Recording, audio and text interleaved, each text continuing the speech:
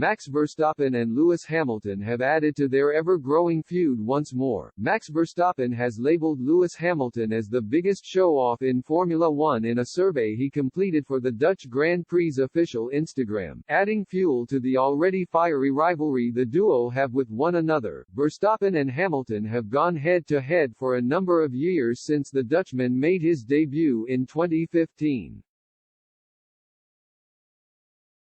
Having pinched the title from Hamilton in controversial circumstances last season, Verstappen has continued his dominance this term and remains top of the Drivers' Championship by 34 points, ahead of Red Bull teammate Sergio Perez, leaving Hamilton in his dust. The pair have clashed many times in the past as their battle at the front of the grid boiled over. And Verstappen showed what he thinks of Hamilton once more by marking him as the biggest show-off on a survey posted on Instagram. Given a complete list of the drivers who have competed in this year's competition, there were 6 questions that Verstappen had to tick. One of the categories was the biggest show-off, where he selected Hamilton's name.